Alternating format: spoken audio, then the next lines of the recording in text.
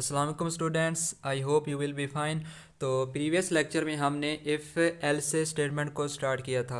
तो आज भी हमने इफ़ एल्स स्टेटमेंट को ही डिस्कस करना है और ये इफ़ एल्स स्टेटमेंट का पार्ट नंबर 2 है।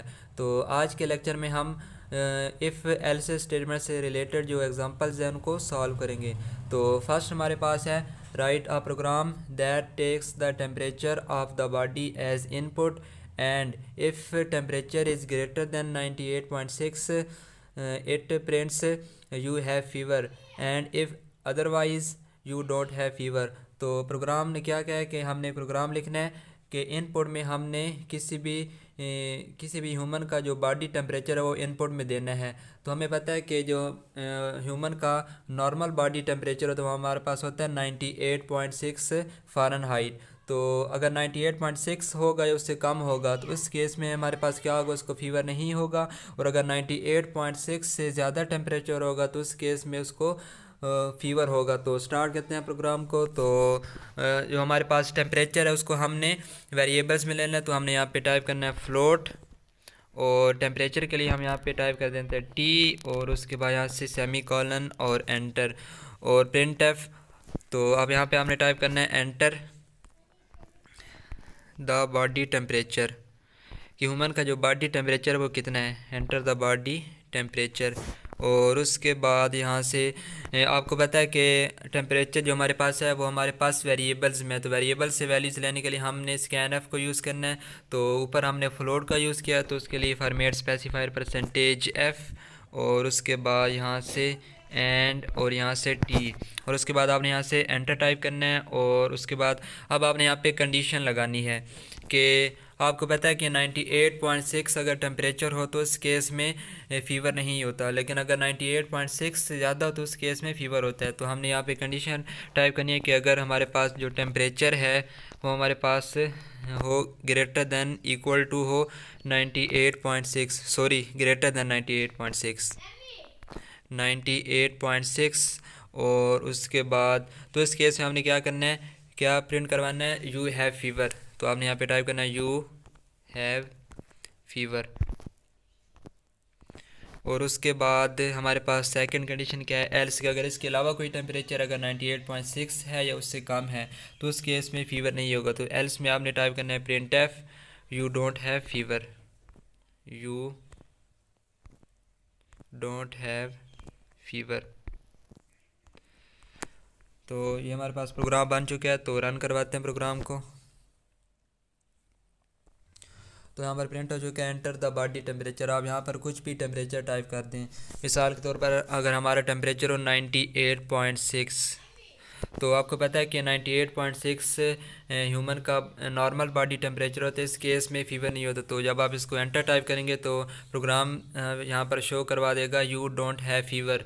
लेकिन अगर हम 98.6 से कोई ज़्यादा अगर हम लिखें यहाँ पर टेम्परेचर मिसाल के तौर पर 102 तो इस केस में क्या क्या होगा, फीवर होगा। तो यहाँ पर प्रिंट हो चुका है यू हैव फीवर। तो इस तरीके से आपने चेक करना है कि फ़ीवर है या नहीं है। तो नेक्स्ट हमारे पास एक और एग्जांपल है, वो हमारे पास है write a program that takes the marks of the students as input and calculates the grade as follows. कि हमने एक प्रोग्राम लिखना है जो इनपुट में हमसे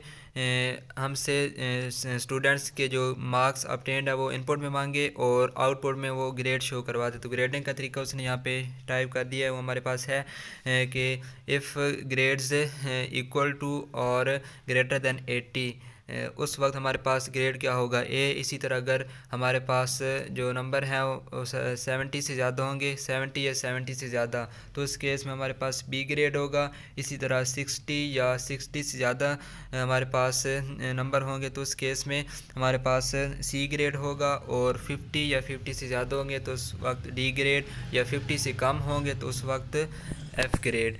तो ये हमने प्रोग्राम लिखना है। तो अब इस केस में हमारे पास एक से ज़्यादा कंडीशन है, तो उसके लिए आपने कैसे प्रोग्राम लिखना है। तो स्टार्ट करते हैं इसको। तो आपने शुरू में वही लिखना है एंड शुरू में आपने यहाँ पे टाइप करना है फ्लोट और ग्रेड मार्क्स अपटेन के लिए आप यहाँ पे एम लिख दें। तो उसके बाद यहाँ से सेमी कॉलन और यहाँ से प्रिंट एफ कमांड। तो इनपुट में आपको क्या चाहिए, एंटर द मार्क्स ऑब्टेन्ड। तो हमने यहाँ पे टाइप करना है enter the marks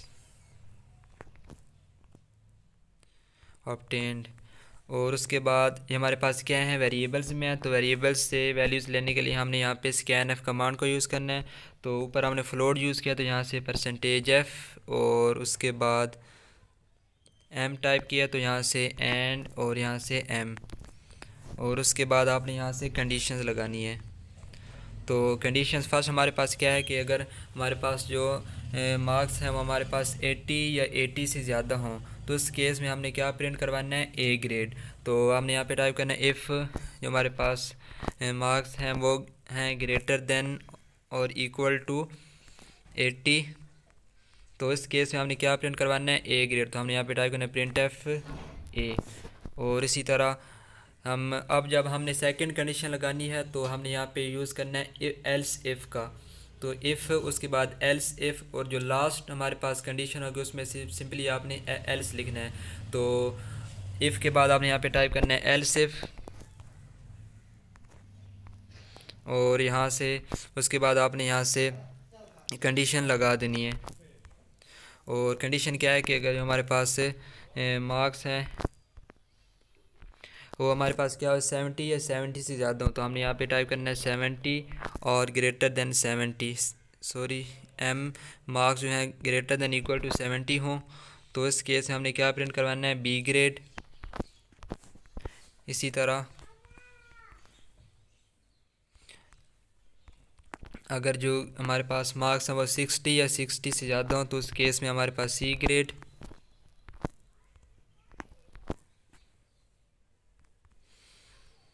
print F यहाँ से सी ग्रेड, और उसके बाद